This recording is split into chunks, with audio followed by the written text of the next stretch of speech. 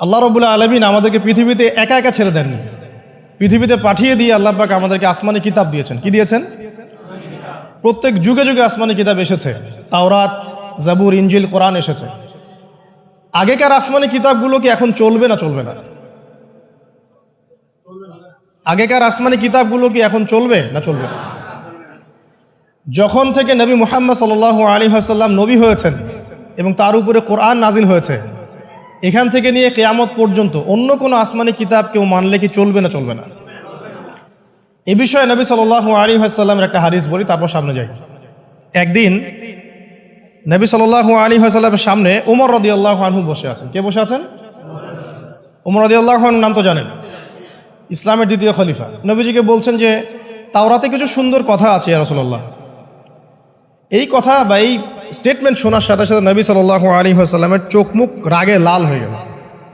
হাদিসটা মিশকাতে আছে। রাগে লাল হয়ে নবী সাল্লাল্লাহু আলাইহি ওয়াসাল্লাম বলছেন যে ইয়া ওমর, হে ওমর, তুমি আমার সামনে তাওরাত পড়ছো? জেনে রাখো, লাউ কানা মূসা হাইয়ান, যদি মূসা আলাইহিস সালাম এখন জীবিত থাকতো। তাওরাত কার উপর নাজিল হয়েছে? মূসা। তাওরাত পড়ছো আমার সামনে? তাওরাত যার উপর নাজিল হয়েছে সেই মূসা আলাইহিস সালাম যদি জীবিত থাকতো এখন, ফাত্তাবা'তুমুহু, আর তোমরা আমাকে বাদ দিয়ে তার অনুসরণ করতে, ওয়া তারাকতুমুনি, আমাকে ছেড়ে দিতে, লা দালালতুম আন সাওয়াইস সাবিল, তাহলে তোমরা অবশ্যই পথভ্রষ্ট হয়ে যেতে। তাওরাত পড়ছো, এখন যদি মূসা আলাইহিস সালামও জীবিত থাকতো আর তোমরা আমাকে বাদ দিয়ে নবী মূসার অনুসরণ করা শুরু করতে, তোমরা অবশ্যই জাহান্নামী হয়ে যেতে। লাউ কানা মূসা হাইয়ান, যদি মূসাও জীবিত থাকতো এখন, আবার যদি জীবিত করা হয় আলাইহিস সালাম, লাত্তাবা'নি, অবশ্যই তাকে আমার অনুসরণ করতে হবে। কথা কি বুঝতে পারছেন? এই কারণে শেষ জামানা যখন ঈসা ইবনে মারইয়াম আসবেন, তিনি নতুন কোনো শরীয়ত নিয়ে আসবেন না। কি নিয়ে আসবেন? তিনি মুহাম্মদ সাল্লাল্লাহু আলাইহি ওয়াসাল্লামের অনুকরণ রূপেই পৃথিবীতে আসবেন ইনশাআল্লাহ। তো আল্লাহ পাক আমাদেরকে দিয়েছেন আল কোরআন, এবং কোরআন এর ব্যাখ্যা হচ্ছে হাদিস। নবী সাল্লাল্লাহু আলাইহি ওয়াসাল্লাম বিদায় হজের ভাষণে বলেছেন, এই হাদিসটা খুব ভালো করে মনে রাখবেন। তিনি বলেছেন যে তারাকতু ফিকুম আমরাইন, আমি তোমাদের মাঝে মাত্র দুটা বস্তু ছেড়ে যাচ্ছি। কয়টা বস্তু? দুটা বস্তু। লান তাদিল্লু মা তামাসসাকতুম বিহিমা, তোমরা কোশ্চিনকালেও পথভ্রষ্ট হবে না যতদিন পর্যন্ত এই দুটাকে আঁকড়ে ধরে থাকবে। ঠিক আছে? তোমরা কোশ্চিনকালেও পথভ্রষ্ট হবে না যতদিন পর্যন্ত এই দুটাকে তোমরা শক্ত করে আঁকড়ে ধরে থাকবে। অন্য হাদিসে আছে দাঁতের মাড়ি দিয়ে কামড়ে থাকবে। আপনি সামনের দাঁত দিয়ে কিছু কামড়াতে গেলে কিন্তু টান দিলে ছিঁড়ে যাবে না? দাঁতের মাড়ি দিয়ে যদি শক্ত করে ধরেন, এত সহজে কিন্তু টান দিলে ছিঁড়বে না। এই জন্য নবীজি বলছেন সাল্লাল্লাহু আলাইহি ওয়াসাল্লাম দাঁতের মাড়ি দিয়ে কামড়ে ধরে থাকবে কোরআন এবং সুন্নাহকে। সেই দুটো বস্তু কি? নবী সাল্লাল্লাহু আলাইহি ওয়াসাল্লাম বলছেন, একটা হচ্ছে কিতাব আল্লাহ, আল্লাহ পাকের কিতাব মানে কি? আল কোরআন। ওয়া সুন্নতি নবীহি, মানে নবীর সুন্নাত, অর্থাৎ হাদিসগুলো। কোরআন এবং সুন্নাহ মিলে ইসলাম। এই ইসলামটাই হচ্ছে আল্লাহ রাব্বুল আলামিনের মনোনীত সর্বশেষ দিন, সর্বশেষ টেস্টিমেন্ট। মানে আদম আলাইহিস সালামও তো মুসলিম ছিলেন, নূহ আলাইহিস সালামও মুসলিম ছিলেন, ঈসা আলাইহিস সালাম, মূসা আলাইহিস সালাম, ইব্রাহিম আলাইহিস সালাম, এই যে লক্ষ লক্ষ নবী রাসূল, তারা মুসলিম ছিলেন না? সবাই মুসলিম ছিলেন, কিন্তু সর্বশেষ যে বিধিবিধানগুলো আল্লাহর পক্ষ থেকে এসেছে সেটা কি? কোরআন এবং সুন্নাহ এবং ইসলামের এই নতুন রূপটা, সর্বস্বীকৃত সর্বনতুন যে রূপটা, এটা কিয়ামত পর্যন্ত থাকবে ইনশাআল্লাহ। তো ইসলাম চির প্রাচীন এবং চির নতুন, চির আধুনিক। আমরা কি বুঝাতে পারছি? এখন এই ইসলামটা কি পরিবর্তনযোগ্য? উত্তর না। আল্লাহ পাক সূরা মাইদার 3 নম্বর আয়াতে বলছেন, আল ইয়াউমা আকমালতু লাকুম দীনাকুম ওয়া আতমামতু আলাইকুম নি'মাতি ওয়া রাদিতু লাকুমুল ইসলাম দীনান। আল্লাহ পাক বলছেন, আজকে আমি তোমাদের উপরে দ্বীন ইসলামকে পরিপূর্ণ করে দিলাম। পরিপূর্ণ করে দেওয়ার অর্থ হচ্ছে এখানে সংযোজন বিয়োজনের কোনো সুযোগ নাই। কেউ যদি বলে 5 ওয়াক্ত নামাজের জায়গায় 6 ওয়াক্ত বানাই দিব আমরা, ঠিক আছে? সুযোগ আছে? সুযোগ নাই। জাকাতের বিধানটা খুব কঠিন মনে হয়, জাকাতের নিসাবটা একটু কমাই দিব, পারবে?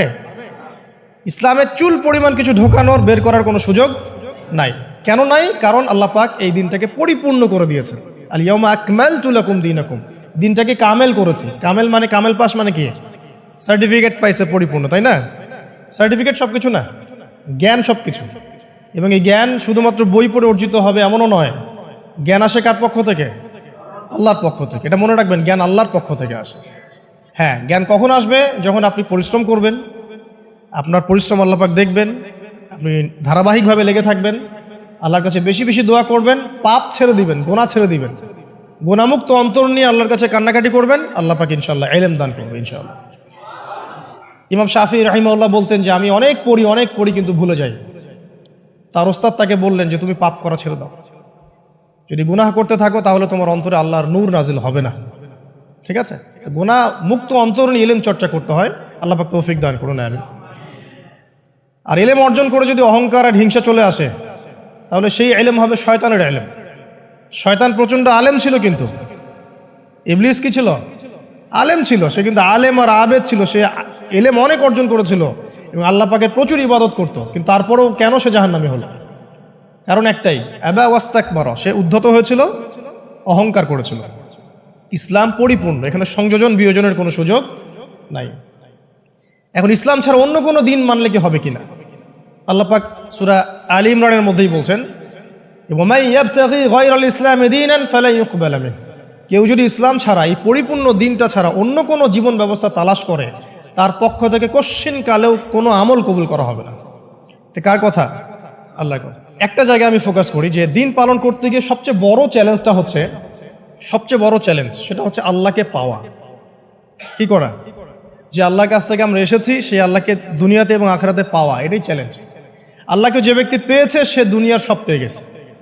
আল্লাহকে যে পায় নাই সে আসলে কিছুই পায় নাই, ইহকাল পরকালের কিছুই পায়নি। এখন আমরা আল্লাহকে পাবো কিভাবে? এটা বড় প্রশ্ন না?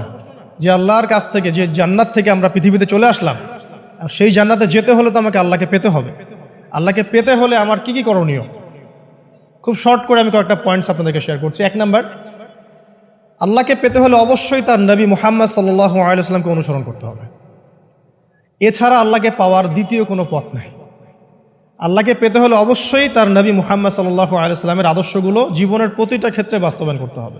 চলাফেরা, ওঠা বসা, খাওয়া দাওয়া, ইস্তেঞ্জা করা, মুআমালাত, ব্যবসা বাণিজ্য, অর্থনীতি, সমাজ, রাষ্ট্র, সব ক্ষেত্রে আপনাকে মুহাম্মদ সাল্লাল্লাহু আলাইহি ওয়াসাল্লামের তরিকা, আদর্শটাকে ফলো করতে হবে। তাহলে আপনি আল্লাহকে পাবেন ইনশাআল্লাহ। যে ব্যক্তি আল্লাহকে পেয়েছে সে দুনিয়াও পেয়েছে, আখিরাতও পেয়েছে। যে আল্লাহকে পায় নাই, দুনিয়াও বরবাদ, আখিরাতও বরবাদ। 1 নাম্বার তাহলে কি কাজ? আল্লাহ পাকের সর্বশেষ নবী মুহাম্মদ সাল্লাল্লাহু আলাইহি ওয়াসাল্লামকে অনুসরণ করা, তার আদর্শ মেনে চলা, 1 নাম্বার। 2 নাম্বার হচ্ছে 5 ওয়াক্ত নামাজ। আল্লাহকে পেতে হলে নামাজ লাগবে। নামাজ নাই, আল্লাহ নাই। ওয়াস্তাঈনু বিস-সাবরি ওয়াস-সালাত, তোমরা সবর এবং সালাতের মধ্য দিয়ে আল্লাহর সাহায্য প্রার্থনা করো। আমরা এই জন্য নামাজে বলি ইয়াকা না'বুদু ওয়া ইয়াকা নাস্তাঈন, আমরা শুধু আপনারই ইবাদত করি এবং আপনার কাছেই সাহায্য প্রার্থনা করি। আল্লাহকে পেতে হলে নামাজের কোনো বিকল্প নাই। যে ব্যক্তি নামাজ পড়ে না, আল্লাহর সাথে তার কোনো সম্পর্ক নেই, নো কানেকশন। আপনি যে কোনো কিছু চাচ্ছেন, সেজদায় পড়ে আল্লাহর সামনে আত্মসমর্পণ করেই চাইতে হবে। ওয়াসজুদ ওয়াক্তারিব, আল্লাহ পাক কি বলেছেন? সেজদা করো, নিকটবর্তী হও। তো ব্যাখ্যা অনেক করা যায়। নামাজ না পড়লে কিন্তু মানুষ কুফরিতে লিপ্ত হয়। যে ব্যক্তি মান তারাকা সালাতান মুতাআম্মিদান ফাকাদ কাফারা, যে ব্যক্তি সালাতকে অস্বীকার করে, ফরজ নামাজকে অস্বীকার করে, সে ব্যক্তি কিন্তু কুফরিতে চলে যায়। ঠিক আছে। তারপরে বাইনা রাজুলি ওয়া বাইনা শিরকি ওয়াল কুফরি তারকুস সালাহ, একজন মুমিন বান্দা এবং অমুসলিমদের মধ্যে পার্থক্যই নামাজ। নামাজের বিষয়ে অনেক কথা আমি আগেও বলেছি, আপনারা শুনেছেন, অন্য আলেমদের কাছেও শুনেছেন। এক বাক্যে নামাজ না পড়লে ইসলামের রশিটা কেটে যাবে। মুআয বিন জাবালকে নবী সাল্লাল্লাহু আলাইহি ওয়াসাল্লাম বলেছেন যে যদি মান তারাকা সালাতান মুতাআম্মিদান, কেউ যদি সালাতকে ইচ্ছা করে ছেড়ে দেয়, ফাকাদ বারিআত মিন জিম্মাতিল্লাহ, সে ব্যক্তি আল্লাহর জিম্মেদারি থেকে মুক্ত হয়ে যাবে। তার উপর আল্লাহর কোনো জিম্মাদারি নাই, আল্লাহর নিরাপত্তা, জিম্মাদারি থেকে সে মুক্ত। তো 5 ওয়াক্ত নামাজ আল্লাহ পাক আমাদের সবাইকে জামাতের সাথে পড়ার তৌফিক দান করুন। এর পাশাপাশি নফল নামাজ বাড়িয়ে দেওয়ার তৌফিক দান করুন, এবং স্পেশালি তাহাজ্জুদের নামাজ যদি পারেন 2 রাকাত হলেও নিয়মিত তাহাজ্জুদের নামাজ পড়ার তৌফিক আল্লাহ পাক আমাদেরকে দান করুন। আর নামাজের বাহ্যিকতা নিয়ে এত বেশি ঝগড়ায় যাবেন না। এখন আমরা যত ঝগড়া নামাজের বাহ্যিকতা নিয়ে, হাত বাঁধা, রফুল ইয়াদাইন, আমিন আর পায়ে পা, এগুলো নিয়ে ঝগড়া শেষ আছে? নাই। ইসলামের বিরোধী শক্তিরা হাত ভেঙে ফেলার পায়তারা করে ফেলেছে অলরেডি। হাতই না থাকলে আপনি বাঁধবেন কোথায়? মনে করেন আপনার হাতই নাই, বাঁধবেন কি উপরে না নিচে? তো এই হাত তো ভেঙে ফেলার পায়তারা করা হয়েছে। এখন আপনি পড়ে আছেন বাঁধার কোন জায়গায় বাঁধবেন সেটা নিয়ে, অথচ পুরো বৈশ্বিক চক্রান্ত মুসলিমদের বিরুদ্ধে হাতটাই ভেঙে ফেলে দিবে। তুই বাঁধবি কোথায় হাত? তারপর দেখব। এটা আমরা বুঝতে পারি না। এটা বোঝার জন্য যে জ্ঞান, ইলম, নূর দরকার তা তো নাই আমাদের মধ্যে। এই জন্য আপোষের ঝগড়া নিয়ে পড়ে আছে। যে ছোটোখাটো যে ইখতিলাফি মাসআলাগুলো চলে আসছে দীর্ঘদিন থেকে, এগুলোর কোনো সমাধানে আসতে পারবে না কিন্তু কেউ। পক্ষে বিপক্ষে কথা চলতেই থাকবে কিয়ামত পর্যন্ত, ওইগুলো নিয়ে আমরা ব্যস্ত আছি। তো আমি রিকোয়েস্ট করব নামাজের আধ্যাত্মিকত্বের দিকে ফোকাস করেন। নামাজের আধ্যাত্মিকত্ব কি? আপনি আল্লাহর সামনে দাঁড়িয়েছেন, দুনিয়ার সাথে এখন আপনার কোনো সম্পর্ক নেই, আপনি এবং আল্লাহ, মাঝখানে কিছু নাই। নামাজে যা পড়ছেন সূরা ফাতিহা, অন্যান্য সূরা, রুকু, তাসবিহ, সিজদা, তাশাহুদ, দরুদ, অর্থ বোঝার চেষ্টা করেন এবং অর্থের দিকে ফোকাস করেন, আল্লাহকে পাবেন ইনশাআল্লাহ। সিজদায় রুকুতে যখন যাচ্ছেন আপনি চিন্তা করেন যে আপনি মহাবিশ্বের মহা শক্তিধর আল্লাহ রাব্বুল আলামিনের সামনে মাথা নত করেছেন। আপনি চিন্তা করেন যে আল্লাহ আপনাকে দেখছেন। এখন যখনই মানুষ নামাজে দাঁড়ায় আল্লাহ পাক তার দিকে দৃষ্টি নিবদ্ধ করে, এবং যখন মানুষ এদিক ওদিক তাকানো শুরু করে নামাজে, আল্লাহ পাক মুখ ঘুরিয়ে নেন। হ্যাঁ, নামাজে ওই যে আমরা যে ডিজিটাল নামাজ পড়ি না, এখন ডিজিটাল মানে 4 রাকাত নামাজ 4 মিনিটে শেষ। এক রুকু করলে সেজদা পাওয়া যায় না, সেজদার তাসবিহ পড়লে আবার এদিকে দেখা যায় যে দ্বিতীয় সেজদায় চলে গেছে অলরেডি ওঠার আগেই। অনেক ক্ষেত্রে ইমাম সাহেবরাও খুব দ্রুত নামাজ পড়ান, অনেক দ্রুত পড়ান। এত দ্রুত নামাজ পড়াবেন কেন? নামাজ জামাতে পড়লে সংক্ষিপ্ত করতে বলা হয়েছে, কিন্তু এত দ্রুত তো পড়তে বলা হয়নি। এখনও দেখবেন মক্কা মদিনায় গিয়ে নামাজ দেখবেন, মাশাআল্লাহ, নামাজটা তাদের মাশাআল্লাহ এটার প্রশংসা না করলে হকাদা হবে। নামাজটা অসাধারণ, ধীর স্থিরভাবে ফজরের নামাজ 20 মিনিট, 15 মিনিট, 20 মিনিট পড়াচ্ছে নামাজ, রিল্যাক্স। নামাজে দাঁড়ালে চমৎকার তেলাওয়াত হচ্ছে, আপনি ভুলে যাচ্ছেন নিজেকে। তেলাওয়াত হবে চমৎকার, এবং সবচেয়ে ভালো যিনি তেলাওয়াত করতে পারেন তাকে নামাজে দিতে হবে। রিল্যাক্সে নামাজ পড়বে। ক্ষেত্র বিশেষে আপনি শর্ট করতে পারেন, কিন্তু সবসময় কেন আমরা 4 রাকাত নামাজ 3 মিনিটে শেষ করে দিব? আবার নামাজের পর দোয়াটা হবে লম্বা, অথচ নামাজটাই ছিল দোয়া, নামাজটাই কিন্তু দোয়া। এখন সেজদায় আমরা যদি কান্নাকাটি করতে না শিখি, আল্লাহর সামনে আমি মাথা নত করেছি, এখানে নিজের মনের যত আবেগ, আকুতি, দোয়া, এগুলো আল্লাহর সামনে ঢেলে না দিতে পারি, এই দোয়া কালাম না শিখি, তাহলে তো নামাজের আধ্যাত্মিকত্ব অর্জন হলো না। সাহাবীরা কেমন করে নামাজ পড়তেন যে নামাজ পড়ার পরেও তাদের গা থেকে তীর বের করা যায়? কিভাবে তারা নামাজ পড়তেন? তাহলে নবী সাল্লাল্লাহু আলাইহি ওয়াসাল্লাম কিভাবে নামাজ পড়তেন যে নামাজ পড়ার ফলে তার পা মোবারক ফুলে যাইত? 1 রাকাতে তিনি 4 পারা কোরআন তেলাওয়াত করতে পারলেন কিভাবে?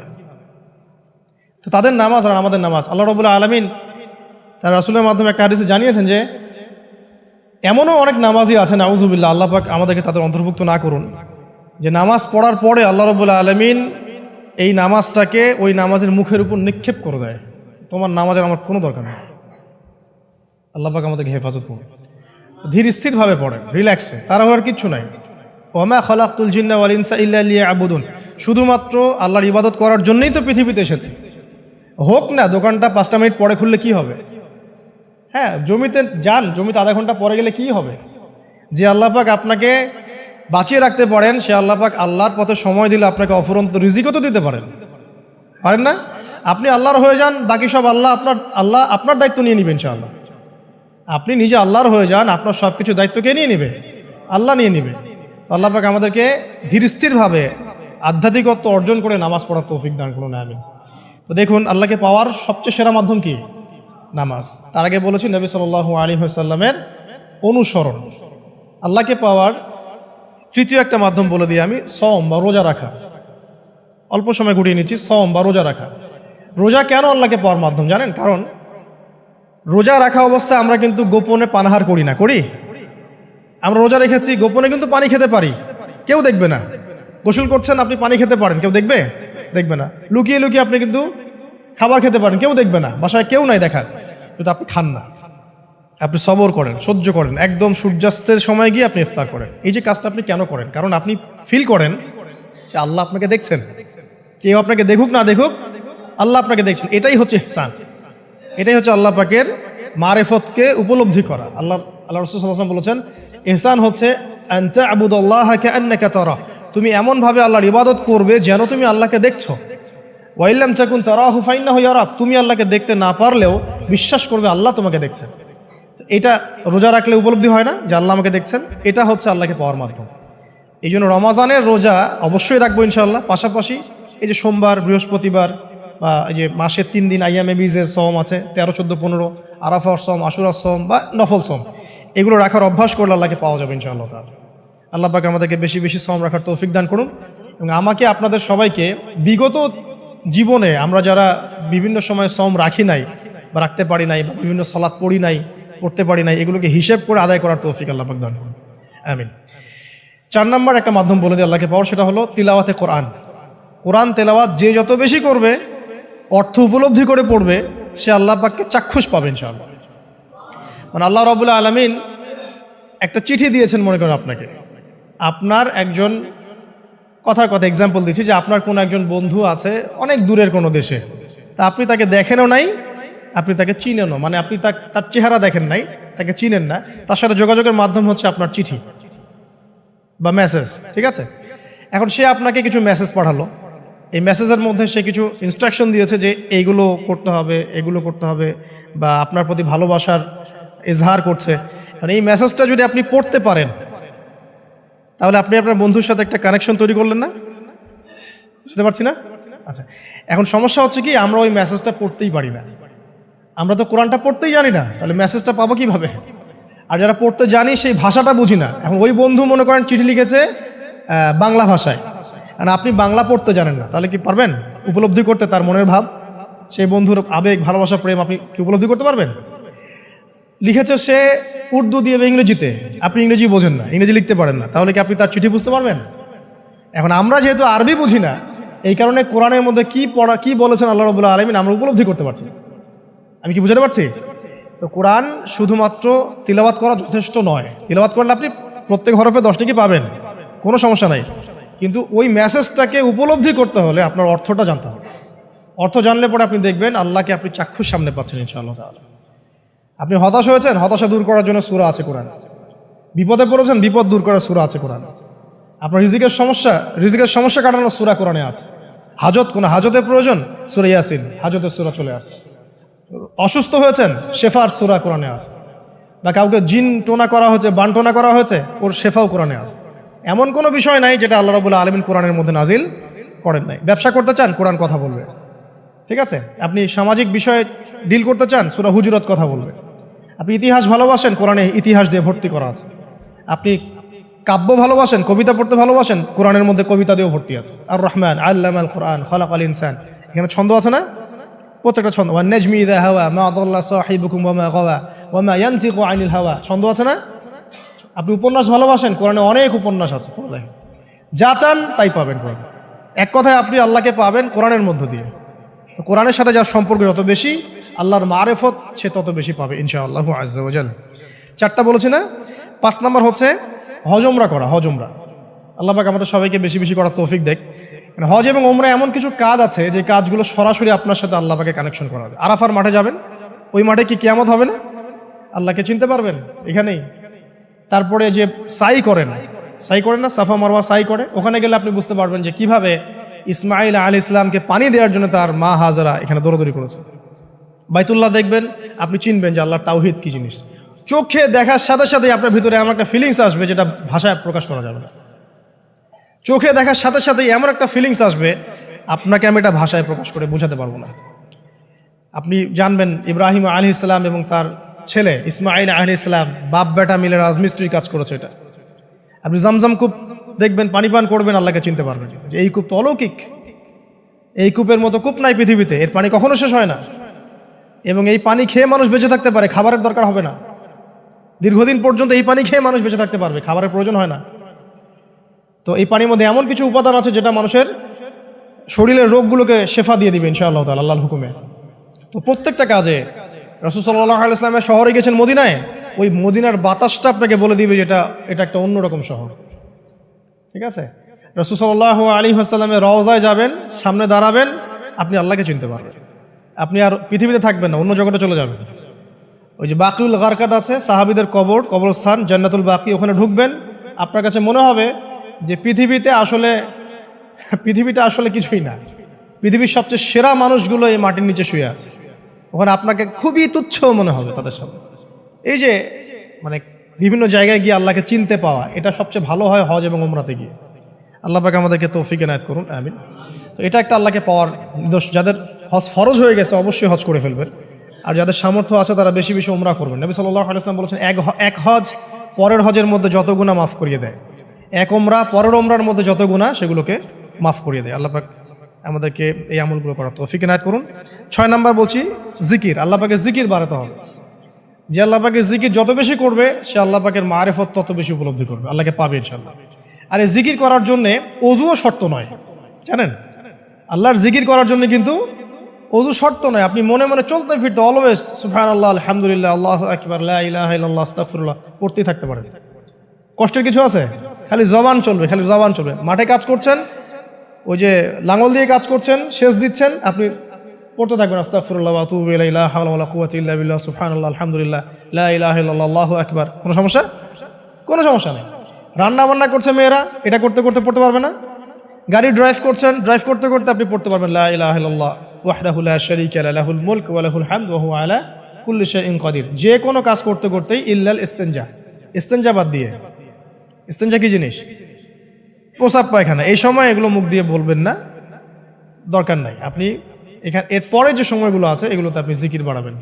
যে যত বেশি জিকির করবে তার কলব তত বেশি পরিচ্ছন্ন হবে। যার কলব যত পরিচ্ছন্ন আল্লাহর নূর তার কলবে তত বেশি আসবে, সে আল্লাহ পাকে তত কাছে পাবে ইনশাআল্লাহু আযজা ওয়া জাল। 7 নাম্বার দোয়া ইস্তেগফার বাড়িয়ে দেয়া। আল্লাহর কাছে বেশি বেশি দোয়া করতে হবে। দোয়া বাড়িয়ে দেন। দোয়ার জন্য হুজুর ডাকতে হবে না, দোয়ার জন্য আমাকে ডেকে বাসায় খাওয়ানোরও দরকার নেই। আপনার দোয়ার জন্য আপনি যথেষ্ট। নামাজে দাঁড়ান, নামাজে সেজদায় দোয়া করেন। নফল নামাজ পড়েন, নফল নামাজে সেজদায় দোয়া করেন। নামাজের পরে হাত তুলে দোয়া করেন প্রয়োজনে। নামাজে সালাম ফেরানোর আগে দোয়া করেন। যে কোনো ভালো কাজ করেছেন তারপর দোয়া করেন, ঠিক আছে? কোরআন তেলাওয়াত করলেন, দোয়া করেন। তাহাজ্জুদের ওয়াক্তে দোয়া করেন। বৃষ্টি পড়ছে তখন দোয়া করেন, ঠিক আছে? মানে দোয়া কবুলের মোমেন্ট, সময়গুলো, আজান হয়েছে, আজান ইকামতের মাঝখানে দোয়া করেন। এই যে এখন খুতবা হচ্ছে, এই সময় দোয়া করেন, দোয়া কবুল হবে। দিনই মসজিদে বসেছেন, দোয়া করেন, দোয়া করতে থাকেন মনে মনে। যত বেশি আপনি দোয়া করতে পারবেন আল্লাহর কাছে ইনশাআল্লাহ আল্লাহকে আপনি তত কাছে পাবেন ইনশাআল্লাহ। এটা আল্লাহকে পাওয়ার অন্যতম মাধ্যম। এবং ইস্তেগফার, ইস্তেগফার মানে কি? তওবা করা। আস্তাগফিরুল্লাহাল্লাযী লা ইলাহা ইল্লা হুয়াল হাইয়ুল কাইয়ুম ওয়া আতুবু ইলাইহি। এটা বেশি বেশি পড়বেন। দিনে কমপক্ষে 70 বার বা 100 বার পড়ার চেষ্টা করবেন। আল্লাহ পাক তৌফিক দান করুন। কয়টা বলেছি ভাই? 7টা। আচ্ছা, 8 নাম্বার হচ্ছে সদকা করা। সদকা, দান সদাকা আল্লাহর কাছে খুব বেশি পছন্দের। দান সদকা করার জন্য সম্পদ লাগে না, আমার কথা শোনেন। দান সদকা করার জন্য সম্পদ লাগে না, কলিজা লাগে, মন লাগে। বহু বড় বড় মানুষ আছে দান সদকা করতে পারে না, কোটিপতি, জাকাত দেয় না, আছে না? আর বহু গরিব মানুষ ভ্যান চালায়, কৃষিকাজ করে, দেখবেন 100 টাকা দান করে দিল। মন থাকতে হয়, মন, কলিজা বড় থাকতে হয়। তো যাদের কলিজা বড়, মন বড়, তারা দান সদকা করতে পারবে ইনশাআল্লাহ। আর যার মন বড় সেখানেই তো আল্লাহ নূর আসবে। সংক্ষিপ্ত মনে কি, সংকীর্ণ মন আল্লাহ নূর কোত্থেকে আসবে? কথা বুঝতে পারে নাই? তো দান সদকা বাড়ান। আপনি 1 টাকা দান করেন, 5 টাকা দান করেন, হালাল রিজিক থেকে 1 টাকা দান করেন, সেটা আল্লাহর কাছে অনেক বেশি পছন্দের। একটা হাদিসে নবী সাল্লাল্লাহু আলাইহি ওয়াসাল্লাম বলেছেন, হালাল উপার্জন থেকে আল্লাহর বান্দারা যখন একটা খেজুরও দান করে, আল্লাহ পাক সেই একটা খেজুরকে আস্তে আস্তে বড় করতে থাকেন, বড় করতে থাকেন, বড় করতে থাকেন। এটা এক পর্যায়ে পাহাড়ের সমান হয়ে যায়। এবং কিয়ামতের মাঠে মানুষ তার দান এবং সাদাকার যে ছায়া, এই ছায়ার নিচে অবস্থান করবে। আপনার বিপদ হয়েছে, দান সদকা করেন, বিপদ দূর হয়ে যাবে ইনশাআল্লাহ। জটিল কোনো রোগ হয়েছে, কোনো ডাক্তার ট্রিটমেন্ট করতে পারছে না, সদকা করেন, রোগ ভালো হয়ে যেতে পারে ইনশাআল্লাহ। সদকার ব্যাপক ফজিলত আছে। সদাকা, দান সদাকা, দোয়া, এগুলো তাকদিরের যে বিপদ আপদগুলো আছে না, ঝুলে আছে, আমাদের তাকদিরে বিপদ আছে না অনেক, এগুলোকেও সরিয়ে দিতে পারে আলহামদুলিল্লাহ। এই শক্তি আছে দোয়া এবং দান সদকার মধ্যে। আল্লাহ পাক আমাদেরকে বেশি বেশি সদাকা করার তৌফিক দান করুন, আমিন। আর সদাকা নফল না করতে পারলেও কমপক্ষে ফরজ জাকাতটুকু দিবেন, ফরজ জাকাতটুকু দিবেন। কারণ জাকাত, সদকা এবং ব্যবসা এগুলো হচ্ছে ইসলামিক অর্থনীতির মূল ভিত্তি, এর সাথে কৃষিকাজ। আর দুটো বলে শেষ করে দেই। 9 নম্বর হচ্ছে আমর বিল মারুফ এবং নাহি আনিল মুনকারের কাজ করা, মানে সৎ কাজের আদেশ করা, মানুষকে অসৎ কাজে নিষেধ করা। এই কাজটা যে যত বেশি করবে সে তত বড় ব্যবসায়ী। কারণ কি, আপনার দাওয়াতে, আপনার লেকচার শুনে, আপনার বই পড়ে, আপনার নসিহত শুনে যদি একটা মানুষও দিনের পথে ফিরে আসে, ওই একটা মানুষের সারা জীবনের যে নেক কাজ, এই সমস্ত নেক কাজের একটা অংশ আপনি পাবেন।